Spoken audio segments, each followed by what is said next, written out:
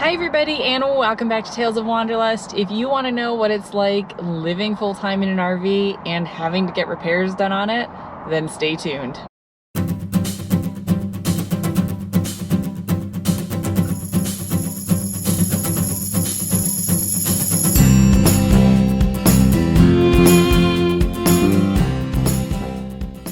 Alright, today we are working from inside of the truck. So the reason I'm working in the truck today is the Basecamp has a leak and it needs to be looked at. So while my little house is in the Airstream dealer getting checked out, we can't be in it. The Airstream dealer does have a dog-friendly lounge, but I have Napoleon, and Jasper is super protective of Napoleon. So being a dog-friendly lounge, if there are any other dogs in there while I have Napoleon out, Jasper would lose his mind. So we can't go into a Starbucks or the lounge here or any place like that.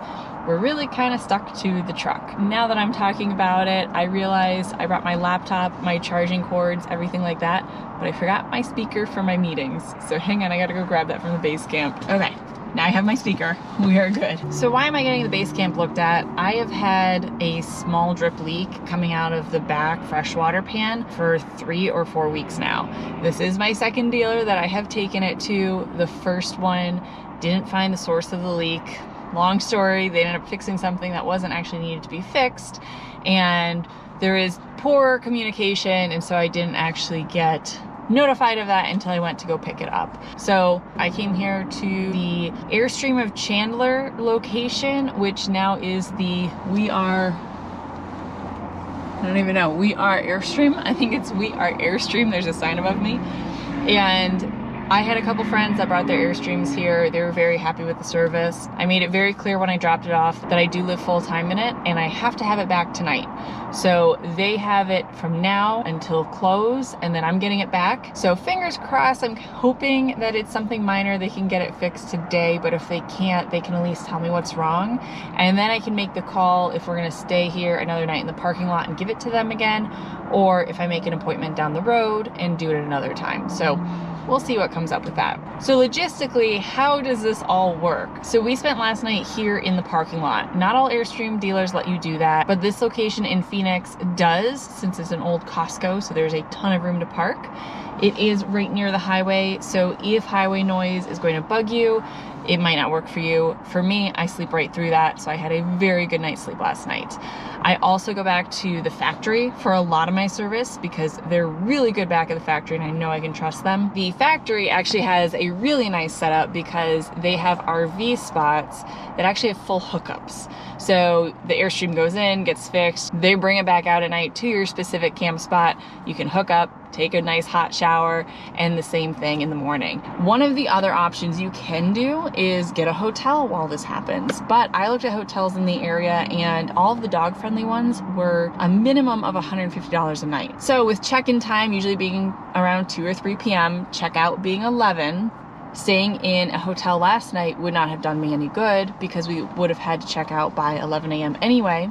And sitting in a hotel tonight, we would still have to sit in the car for a few hours, work, before we could check into the hotel. So I really prefer to just hang out in the truck. Jasper's comfortable, Napoleon is here. I bring his litter box in to the truck so he has it. We're all a lot more comfortable and I'm not paying that $150, $300 and having that hotel bill really add up. So this is the most economical way I've found so far. My appointment was at 10 a.m. so I started work at 6 a.m. this morning. So I've worked already about a half day, which means I only have to do another half day while here in the truck. There's a dog barking at Jasper. It is gonna be 80 degrees here today in Phoenix. So we are currently hanging out in a shaded area of the parking lot. It's technically not a parking spot, but I need to follow the shade. So thankfully it's a huge building. I should be able to find shade throughout the day. If it starts getting too hot, I'll turn on the truck and I'll run the AC. It's not my preferred thing to just sit there and run your AC, but you gotta do what you gotta do in order to keep myself and the animals safe and comfortable. So in terms of computer stuff, I make sure that my laptop is completely charged and that my Wi-Fi hotspot is charged as well. Normally I carry one of my auxiliary lithium batteries with me. So I do have a Jackery and I have a Bluetti as well.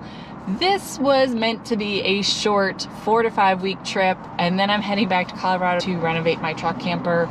So I went pretty minimal and I did not bring those along. It would be really helpful in a case like this. Instead, once I start running low on battery, I'm gonna have to turn the car on and I'm gonna have to charge it. Then in terms of meetings, we're gonna see how this goes. I did this on a day where I didn't have too many. So I've only got 3, actually. I've got 3 meetings today. One of them is on video camera. So for the ones where I'm not on video camera, my speakerphone for work actually is pretty good at keeping background sounds out.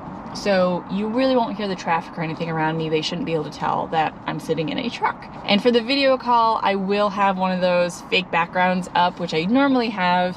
So we're gonna see how it does with the background actually being my truck, and I'll let you know. In terms of food and water, I have my water bottle completely filled up, so I'm good.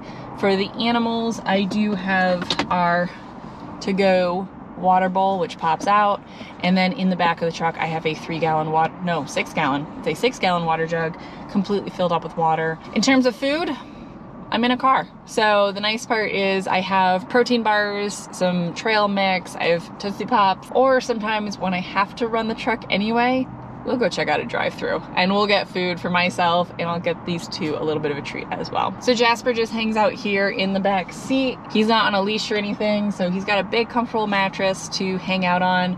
Napoleon, I do keep him buckled in because the windows are down so he can get fresh air, and he would jump out. He has tried to jump out before. He's actually escaped once. It was my absolute first night on the road back in 2017. And he was wandering around a Lowe's parking lot. It wasn't because I left the windows down, it's because I had the car on while I was running into the trunk to do something. And he actually rolled down the window with his paw and jumped out. So thankfully, I heard him crying because he was really confused. That was a very, very good lesson to learn the first night. So now the child locks are always on the windows when I've got Napoleon and Jasper in the car. So that's kind of the logistics of how all of this works. So I'm gonna get back to work. I've got a meeting in 10 minutes. I will let you know how this goes throughout the day. I'm sitting in my car all day, right? So I would love it if they would just get started right away. But Basecamp's still sitting here. It's been an hour and the base camp is still out here. So these kind of things, it's definitely a marathon, not a sprint. Takes some patience. Not always the best with patience, but I am going for a mint protein bar for lunch. I'm gonna go to a meeting in a minute here, so come on, take my Airstream. There she goes. I haven't even finished my protein bar and the base camp was already taken back. Same, just takes a little bit of patience. All right, I had another meeting added to my calendar, and now I have an hour and a half of meetings back to back, which I do not have enough battery life for. So it is noon here. We are gonna go drive and find some drive-through food. I'm putting my shoes back on because I take them off so I'm more comfortable in here. And then while I'm driving to get some fast food, the laptop, the hotspot, all of that can charge back up. That way I am ready for my hour and a half of meetings. Thanks for some Culver's, Zach. How can I help you today? Yeah, can I do the Culver's Deluxe? Do you have like a cheap menu for the dog? Are you ready for some puppy whip?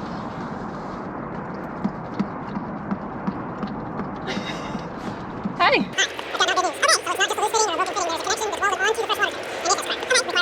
Are you serious? Okay, so I'm assuming you're gonna have to order that and it's gonna be a few weeks. So how dangerous is it to keep traveling for like 2 weeks? What about the 12-volt tank heaters in there? Is it messing with those at all? Can you find out how long it would take to actually get the part in? And then we'll kind of go from there. I really appreciate it. You want any more of your whipped cream?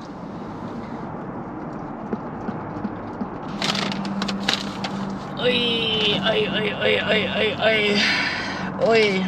So they just came out and they told me that basically there's a part attached to the water tank. When you hear bad news, you only hear half of it, right? So there's a part of the water tank that is actually cracked. So I need a full water tank replacement. So that's going to be a pretty big job. The other thing is you have to order a water tank, which right now with lead times, all of that, who knows how long it's going to take. So Jasper's still looking away.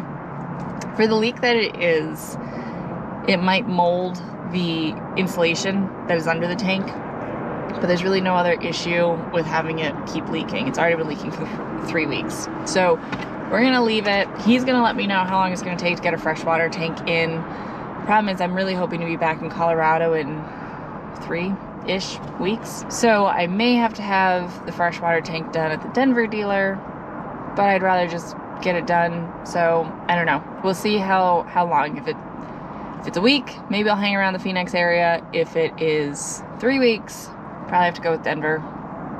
So kind of see. You gotta love having to fix things. I can use my freshwater system, so it's not like I can't camp or live in it. So there's good news in with the bad news, but this is gonna be really costly. So that's the part that really hurts. But at least I can eat. The nice part is now that they know what it is, they're gonna put my RV back together. They're gonna drag it out here to the parking lot. We can work like normal, and then his parts guy can get more information because that might take a while, so yay! Today's video is sponsored by Waggle Pet Monitor. It connects directly to the Verizon cell network, so there's no Wi-Fi needed, and I get real-time alerts on my phone if it goes above or below the preset temperature that I have selected, or outside of the geofence radius that I have provided. This is how I keep peace of mind, leaving Jasper and Napoleon behind. So if you're interested in trying it out, check out the link below to check out their monthly subscription options, and our code TAILS50 will give you 50% off the monitor. And we are off. So the long and short of it, we didn't get anything fixed today, but we found out the issue. They think it is from going down really bumpy roads a lot, constantly. It just shook so much it cracked. So there are 2 solutions we can do. We can either completely replace the freshwater tank, which it's gonna take 8 weeks to get the tank. I did put a call into Airstream to see if I can get it expedited at all, but they aren't sure. They're gonna let me know. If not, here in Arizona, they can do a different fix, which is actually welding it, using plastic weld to put it on there. And they actually think that might be more secure in the longer run, since I do boondock most of the time, and this goes down some pretty rough dirt roads. So we are going to Lost Dutchman State Park. I had some reservations for tonight. We're gonna check in, wait to hear from Airstream, and then tomorrow decide what we are going to do. So this whole repair story is continuing on. In the end, I decided to return to Colorado with the leaky tank. My parents were coming into town for a visit, so when I told my dad about the secondary fix, we thought it was something that we could potentially do instead of paying the $1,300 for the repair. So we cut a hole into the pan to access the fresh water tank. We found the crack that was leaking, and then we used a JB Weld product in order to secure it. We then put a plate to seal up the access panel, and now I can easily get to any of the freshwater fittings if there's a leak again in the future. Thanks for watching, everybody, and we'll see you next time.